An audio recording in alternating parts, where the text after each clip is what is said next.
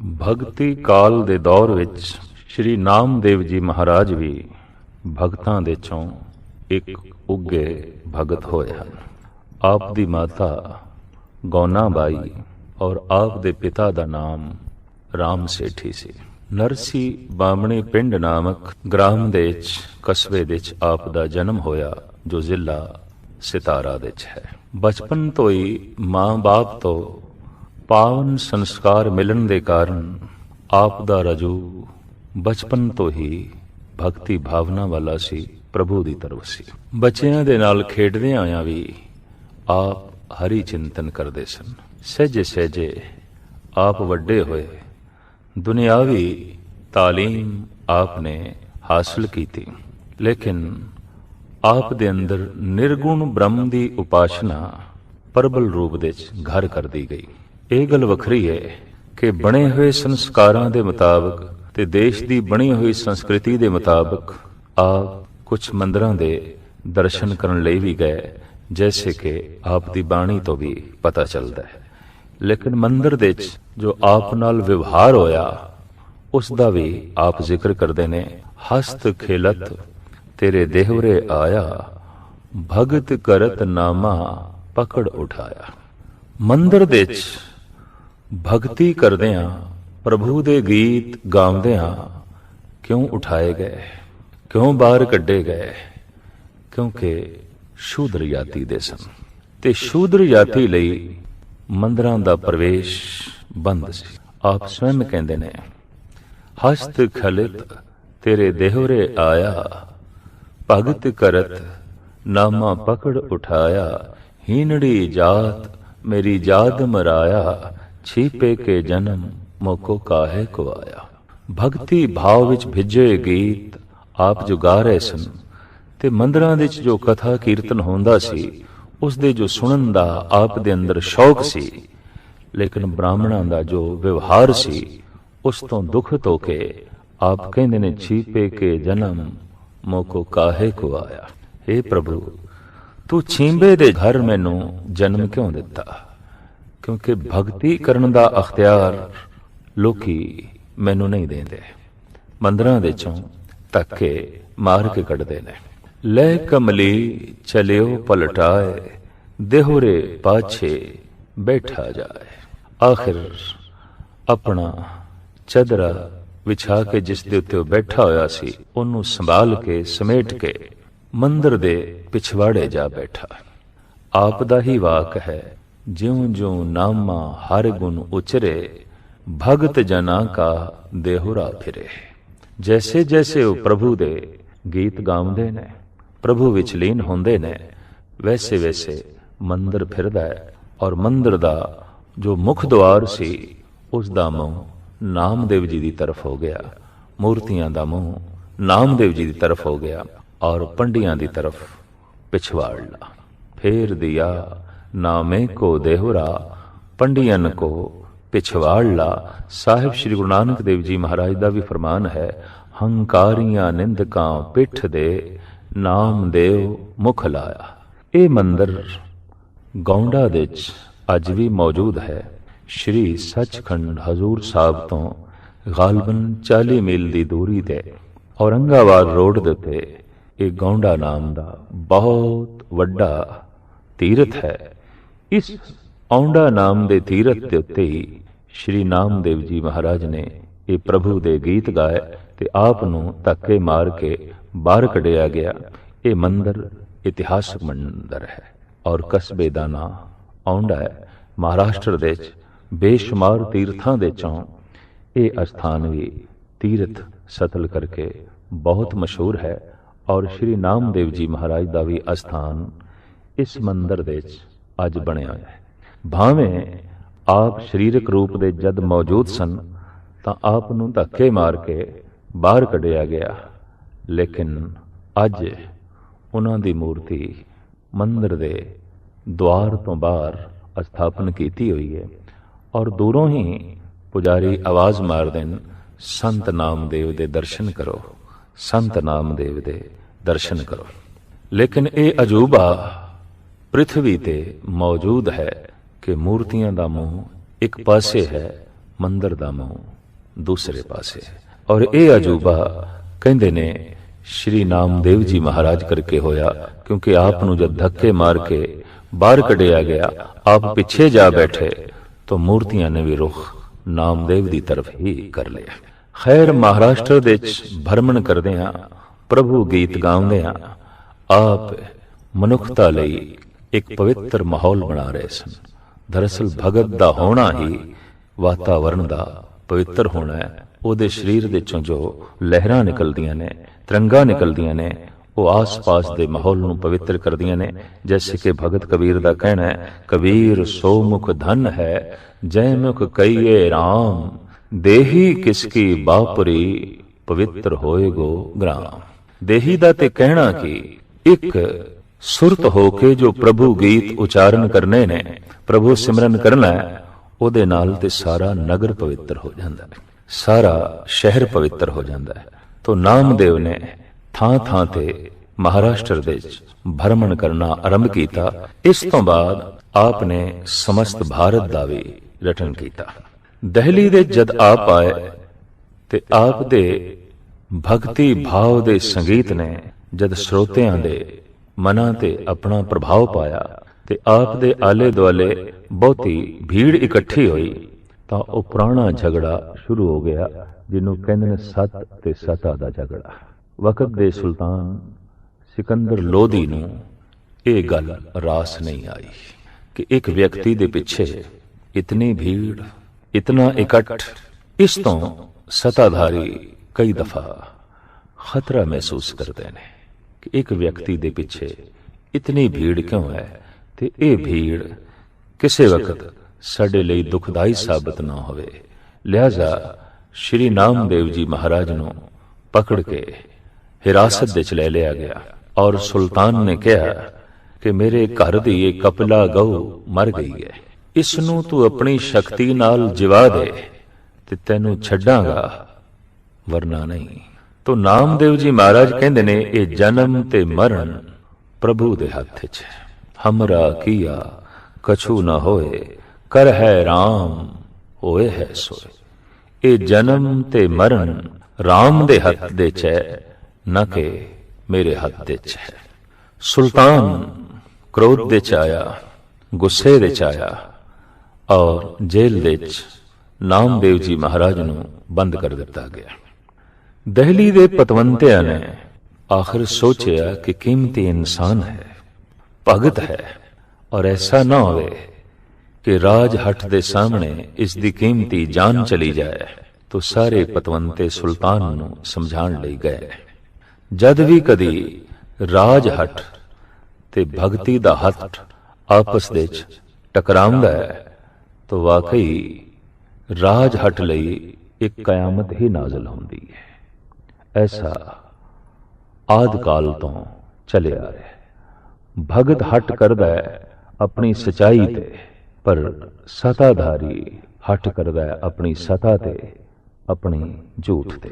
ਜੈਸੇ ਕਿ ਗੁਰੂ ਗੋਬਿੰਦ ਸਿੰਘ ਜੀ ਮਹਾਰਾਜ ਵੀ ਕਹਿੰਦੇ ਨੇ, ਤੁਰਾ ਤਰਕ ਤਾਜ਼ੀ ਬ ਮਕਰੋ ਰਾਇਆ, ਮਰਾ ਚਾਰਾ ਸਾਜੀ ਬ ਸਿਦਕੋ ਸਫਾ। ਮੈਂ ਸਿਦਕ ਤੇ ਖੜਾ, ਸਚਾਈ ਤੇ ਖੜਾ, ਸਫਾਈ ਤੇ ਖੜਾ। ਐ ਸੁਲਤਾਨ ਤੂੰ ਝੂਠ ਤੇ ਖੜਾ ਹੈ, ਫਰੇਬ ਤੇ ਖੜਾ ਹੈ। ਫਰੇਬ ਤੇ ਖੜਾ ਤੂੰ ਇਸ ਤੋਂ ਅਗਾਂਹ ਪਿਛਾਂ ਨਹੀਂ ਹੋਣਾ ਚਾਹੁੰਦਾ, ਇਹ ਤੇਰਾ ਹੱਟ ਹੈ। ਪਰ ਸੱਚ ਤੇ ਮੈਂ ਖੜਾ, ਮੈਂ ਵੀ ਇਧਰ ਉਧਰ ਨਹੀਂ ਹੋਣਾ ਚਾਹੁੰਦਾ, ਇਹ ਮੇਰਾ ਹੱਟ ਹੈ। ਸੱਤ ਤੇ ਸਤਾਧਾਰੀਆਂ ਦੀ ਆਦ ਕਾਲ ਤੋਂ ਹੀ ਨਹੀਂ ਬਣੀ। ਸਤਾਧਾਰੀ ਸਤਵਾਦੀਆਂ ਦੇ ਗੁਣ, ਉਹਨਾਂ ਦੇ ਆਲੇ ਦੁਆਲੇ ਸ਼ਰਧਾਲੂਆਂ ਦੀ ਭੀੜ ਨੂੰ ਵੇਖ ਕੇ ਔਖੇ ਹੁੰਦੇ ਰਹੇ ਨੇ, ਤੇ ਸਤਵਾਦੀ ਸਤਾਧਾਰੀਆਂ ਦੇ ਝੂਠ ਨਾਲ ਕਦੀ ਸਹਿਮਤ ਨਹੀਂ ਹੁੰਦੇ ਰਹੇ। ਤੋ ਨਾਮਦੇਵ ਵੀ ਸਹਿਮਤ ਨਾ ਹੋਏ। ਸੁਲਤਾਨ ਨੇ ਕਹਿ ਦਿੱਤਾ, ਨਾਮਦੇਵ ਨੂੰ ਕਰੜੀ ਤੋਂ ਕਰੜੀ ਸਜ਼ਾ ਦੇਵਾਂਗੇ। ਲੇਕਿਨ ਜਦ ਦਿੱਲੀ ਦੇ ਪਤਵੰਤੇ ਸੁਲਤਾਨ ਦੇ ਕੋਲ ਪਹੁੰਚੇ ਤੇ ਕਹਿਣ ਲੱਗੇ, ਇਹ ਕੀਮਤੀ ਮਨੁੱਖ ਹੈ, ਇਸ ਦੀ ਹੋਂਦ ਮਨੁੱਖਤਾ ਦੀ ਤਾਮੀਰ ਦੇ ਵਿੱਚ ਸਹਾਇਕ ਹੁੰਦੀ ਹੈ, ਮਦਦਗਾਰ ਹੁੰਦੀ ਹੈ। ਇਹ ਤੇ ਚੰਦਨ ਦਾ ਬ੍ਰਿਕਸ਼ ਹੈ, ਚੱਲਦਾ ਫਿਰਦਾ, ਖੁਸ਼ਬੂਆਂ ਵੰਡਦਾ ਹੈ, ਸੀਤਲਤਾ ਵੰਡਦਾ ਹੈ, ਇਹਨੂੰ ਛੋੜ ਦਿਓ। ਸੁਲਤਾਨ ਕਹਿੰਦੇ ਨੇ ਮੈਂ ਕਿਸੇ ਕੀਮਤ ਤੇ ਵੀ ਨਹੀਂ ਛੱਡਣਾ, ਇੱਕੋ ਹੀ ਸ਼ਰਤ ਹੈ, ਮੋਈ ਹੋਈ ਗਊ ਇਹ ਜਵਾ ਦੇਵੇ। ਪਰ ਮੋਈ ਹੋਈ ਗਊ ਨੂੰ ਜਿਵਾਣ ਤੋਂ ਨਾਮਦੇਵ ਨੇ ਇਨਕਾਰ ਕੀਤਾ ਹੈ। ਦਿੱਲੀ ਦੇ ਧਨਾੜ ਸੇਠਾਂ ਨੇ, ਭਗਤਾਂ ਨੇ ਆਖਰ ਸੁਲਤਾਨ ਨੂੰ ਕਿਹਾ ਕਿ ਨਾਮਦੇਵ ਦੇ ਸਰੀਰ ਦਾ ਜੋ ਵਜ਼ਨ ਹੈ, ਇਤਨੇ ਵਜ਼ਨ ਦਾ ਸਾਡੇ ਕੋਲ ਸੋਨਾ ਲੈ ਲਓ, ਚਾਂਦੀ ਲੈ ਲਓ, ਨਾਮਦੇਵ ਨੂੰ ਛੱਡ ਦਿਓ।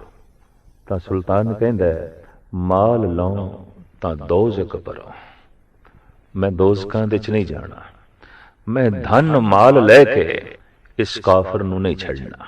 ਤੋ ਸਾਰੇ ਪਤਵੰਤੇ ਹੱਥ ਜੋੜ ਕੇ ਸੁਲਤਾਨ ਨੂੰ ਕਹਿੰਦੇ ਨੇ ਮੋਈ ਹੋਈ ਗਊ ਨਾਮਦੇਵ ਨਹੀਂ ਜਵਾਣਾ ਚਾਹੁੰਦੇ, ਧਨ ਮਾਲ ਤੁਸੀਂ ਨਹੀਂ ਲੈਣਾ ਚਾਹੁੰਦੇ, ਤਾਂ ਕੋਈ ਤੀਸਰਾ ਤਰੀਸਾ ਕੱਢੋ, ਕੋਈ ਤੀਸਰਾ ਮਾਰਗ ਕੱਢੋ ਤਾਂ ਕਿ ਨਾਮਦੇਵ ਦੀ ਬੰਦ ਖਲਾਸੀ ਹੋ ਸਕੇ। ਤਾਂ ਤੀਸਰਾ ਤਰੀਕਾ ਸੁਲਤਾਨ ਨੇ ਕਿਹਾ ਇੱਕੋ ਹੀ ਹੈ, ਇਹ ਰਾਮ ਕਹਿਣਾ ਛੱਡ ਦੇਵੇ, ਇਹ ਖੁਦਾ ਖੁਦਾ ਦਾ ਰਟਨ ਕਰੇ। ਨਾਮਦੇਵ ਨੂੰ ਜਦ ਇਹ ਗੱਲ ਆਖੀ ਗਈ ਤਾਂ ਕਹਿਣ ਲੱਗੇ ਨਹੀਂ, ਮੈਂ ਆਪਣੇ ਹੱਠ ਤੇ ਕਾਇਮ ਹਾਂ। ਉਸ ਸਮੇਂ ਭਰਮਣ ਦੇ ਵਿੱਚ ਨਾਮਦੇਵ ਜੀ ਦੀ ਮਾਤਾ ਵੀ ਨਾਮਦੇਵ ਜੀ ਦੇ ਨਾਲ ਸਨ, ਤੇ ਮਾਂ ਨੇ ਕਹਿ ਦਿੱਤਾ ਛੋੜ ਰਾਮ ਕੀ ਨਾ ਭਜੇ ਖੁਦਾਏ, ਛੱਡ ਜਾਨ ਬਚਦੀ ਹੈ, ਖੁਦਾ ਖੁਦਾ ਕਹਿਣਾ ਆਰੰਭ ਕਰ। ਨਾਮਦੇਵ ਕਹਿੰਦੇ ਨਹੀਂ, मैं ऐसा नहीं करना, कतई नहीं करना। ते मां कहन लगी मैं ते कई दफा तेरी जबान तो अल्लाह दी धुनी सुनी है, खुदा दे गीत सुने ने, ते तुम आप ही ते कहंदा रहे हैं राम ते खुदा दे कोई भेद नहीं है, और तू ऐसे गीत गांदा रहे। नामदेव जी महाराज का ऐसा एक पावन पवित्र वाक गुरु ग्रंथ साहब जी महाराज दे मौजूद है। मैं अंध ले की टेक तेरा नाम खुंदकारा, मैं गरीब मैं मस्कीन तेरा नाम है आधारा, करीमा रहीमा अल्लाह तू गनी। ये शब्द नामदेव जी महाराज का।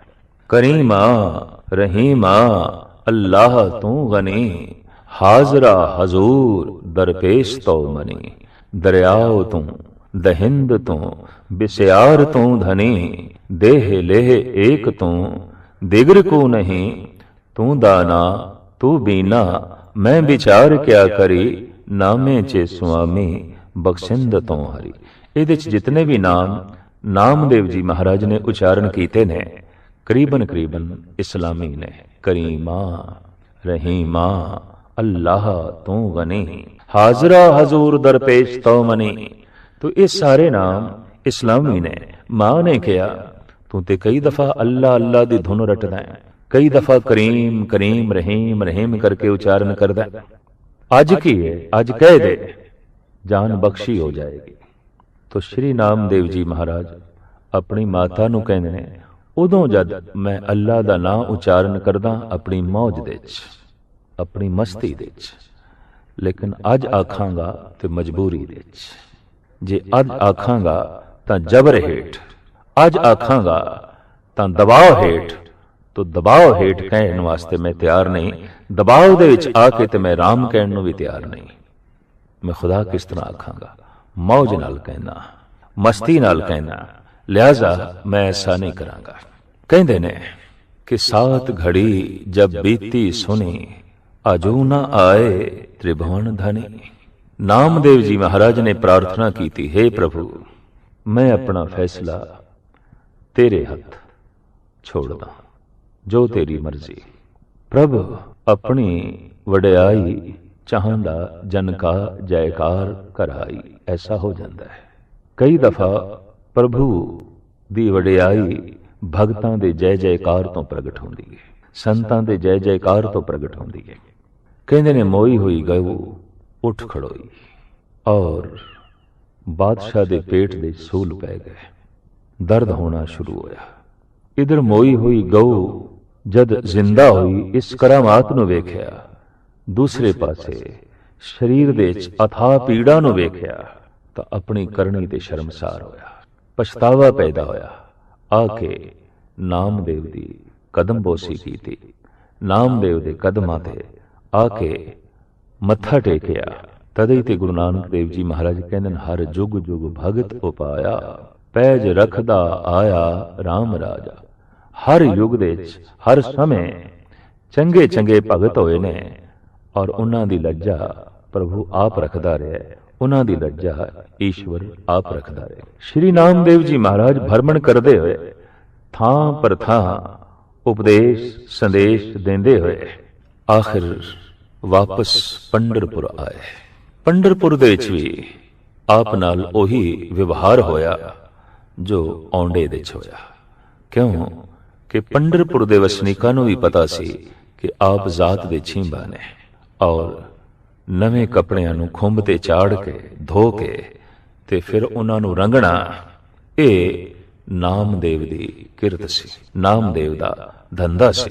ਲੇਕਿਨ ਭਗਤੀ ਭਾਵ ਦੇ ਗੀਤ ਇਸ ਢੰਗ ਨਾਲ ਚਾਰੋਂ ਪਾਸੇ ਖਿਲੇਰੇ ਕਿ ਪੰਢਰਪੁਰ ਦੇ ਵਸਨੀਕ ਆਪ ਦੀ ਪਰਿਕਰਮਾ ਕਰਨ ਲੱਗੇ, ਭੁੱਲ ਗਏ ਕਿ ਇਹ ਸ਼ੂਦਰ ਹੈ। ਤਰੀਕਾ ਆਪ ਦੇ ਕੋਲ ਪੁੱਛਿਆ ਗਿਆ, ਦੱਸੋ ਨਾਮਦੇਵ, ਤੁਸੀਂ ਆਪਣਾ ਹਿਰਦਾ ਪਰਮਾਤਮਾ ਨਾਲ ਕਿਵੇਂ ਜੋੜਿਆ? ਆਖਿਰ ਇੱਕ ਨਿਯਮ ਹੈ ਕਿ ਦੋਹਾਂ ਨੂੰ ਜੋੜਨ ਲਈ ਤੀਸਰੇ ਦੀ ਲੋੜ ਪੈਂਦੀ ਹੈ। ਦੋ ਇੱਟਾਂ ਨੂੰ ਜੋੜਨਾ ਹੈ, ਗਾਰਾ ਚਾਹੀਦਾ ਹੈ। ਦੋ ਕਾਗਜ਼ ਜੋੜਨੇ ਨੇ, ਗੋਂਦ ਚਾਹੀਦੀ ਹੈ। ਦੋ ਕੱਪੜਿਆਂ ਨੂੰ ਜੋੜਨਾ ਹੈ, ਸੂਈ ਧਾਗਾ ਚਾਹੀਦਾ ਹੈ। ਦੋ ਲੱਕੜਾਂ ਨੂੰ ਜੋੜਨਾ ਹੈ, ਸਰੇਸ਼ ਚਾਹੀਦੀ ਹੈ। ਤੁਸੀਂ ਆਪਣਾ ਹਿਰਦਾ ਪ੍ਰਭੂ ਨਾਲ ਜੋੜਿਆ, ਕਿਵੇਂ ਜੋੜਿਆ? ਤੋ ਆਪ ਦਾ ਗੁਰੂ ਗ੍ਰੰਥ ਸਾਹਿਬ ਜੀ ਮਹਾਰਾਜ ਦੇ ਚ ਬੜਾ ਕੀਮਤੀ ਵਾਕ ਹੈ ਕਿ ਸੋਇਨੇ ਕੀ ਸੋਈ ਰੁਪਏ ਕਾ ਧਾਗਾ, ਨਾਮੇ ਕਾ ਚਿਤ ਹਰਿ ਸੋ ਲਾਗਾ। ਨਾਮਦੇਵ ਨੇ ਆਪਣਾ ਚਿੱਤ ਹਰੀ ਨਾਲ ਜੋੜ ਲਿਆ। ਕਿਵੇਂ ਜੋੜਿਆ? ਕਿਸ ਤਰ੍ਹਾਂ ਜੋੜਿਆ? ਸੂਈ ਧਾਗੇ ਨਾਲ ਸੀ ਲਿਆ। ਸੂਈ ਕਿਹੜੀ? ਸੋਨੇ ਦੀ। ਧਾਗਾ ਕਿਹੜਾ? ਚਾਂਦੀ ਦਾ। ਸੋਇਨੇ ਕੀ ਸੂਈ ਰੁਪਏ ਕਾ ਧਾਗਾ, ਨਾਮੇ ਕਾ ਚਿਤ ਹਰਿ ਸੋ ਲਾਗਾ। ਸੋਨੇ ਦੀ ਸੂਈ ਕੀ ਹੈ? ਗੁਰੂ ਦਾ ਸ਼ਬਦ, ਗੁਰੂ ਦਾ ਮੰਤਰ, ਗੁਰਮੰਤਰ, ਇਹ ਸੋਨੇ ਦੀ ਸੂਈ ਹੈ। ਧਾਗਾ ਕੀ ਹੈ? ਉਹਦੇ ਚ ਧਿਆਨ ਜੋੜਨਾ, ਉਹਦੇ ਚ ਸੁਰਤ ਜੋੜਨੀ, ਇਹ ਧਾਗਾ ਹੈ। ਜੈਸੇ ਵਾਹਿਗੁਰੂ ਵਾਹਿਗੁਰੂ ਦਾ ਉਚਾਰਨ ਕਰੀਏ, ਇਹ ਤੇ ਸੋਨੇ ਦੀ ਸੂਈ ਹੈ, ਪਰ ਇਹਦੇ ਚ ਧਿਆਨ ਜੋੜੀਏ, ਇਹ ਧਾਗਾ ਹੈ। ਤੇ ਧਿਆਨ ਦੇ ਨਾਲ ਹੀ ਮਨੁੱਖ ਸੁਣ ਸਕੇਗਾ, ਉਂਝ ਸੁਣ ਵੀ ਨਹੀਂ ਸਕੇਗਾ। ਜੈਸੇ ਕਿ ਇੱਕ ਉੱਚੀ ਉੱਚੀ ਬੋਲ ਰਿਹਾ ਹੁੰਦਾ ਹੈ, ਦੂਸਰਾ ਸੁਣ ਰਿਹਾ ਹੁੰਦਾ ਹੈ, ਤੇ ਸੁਣਨ ਵਾਲਾ ਅਚਨਚੇਤ ਕਹਿ ਦਿੰਦਾ, ਮਿੱਤਰਾ ਇਹ ਗੱਲ ਫਿਰ ਆਖੋ, ਨਹੀਂ ਸੁਣੀ। ਕਿਉਂ ਨਹੀਂ ਸੁਣੀ? ਕਹਿੰਦਾ ਮੇਰਾ ਧਿਆਨ ਕਿਸੇ ਹੋਰ ਪਾਸੇ ਚਲਾ ਗਿਆ। ਤੋ ਧਿਆਨ ਧਾਗਾ ਹੈ। ਇਸ ਨੂੰ ਗੁਰੂ ਨਾਨਕ ਦੇਵ ਜੀ ਮਹਾਰਾਜ ਇੰਜ ਕਹਿੰਦੇ ਨੇ, ਧੁਨ ਮੇ ਧਿਆਨ, ਧਿਆਨ ਮੇ ਜਾਣਿਆ, ਗੁਰਮੁਖ ਅਕਥ ਕਹਾਣੀ। ਤੋ ਗੁਰੂ ਦਾ ਜੋ ਮੰਤਰ ਹੈ, ਇਹ ਸੋਇਨੇ ਦੀ ਸੂਈ ਹੈ, ਔਰ ਇਸ ਦੇ ਵਿੱਚ ਜੋ ਮੈਂ ਆਪਣੀ ਸੁਰਤ ਜੋੜੀ ਹੈ, ਧਿਆਨ ਜੋੜਿਆ ਹੈ, ਇਹ ਧਾਗਾ ਹੈ। ਸੂਈ ਚਲਦੀ ਰਹੀ, ਧਾਗਾ ਨਾਲ ਚੱਲਦਾ ਰਿਹਾ, ਮੇਰਾ ਹਿਰਦਾ ਪ੍ਰਭੂ ਦੇ ਨਾਲ ਸਿਲਦਾ ਗਿਆ, ਜੁੜਦਾ ਗਿਆ, ਜੁੜਦਾ ਗਿਆ, ਜੁੜ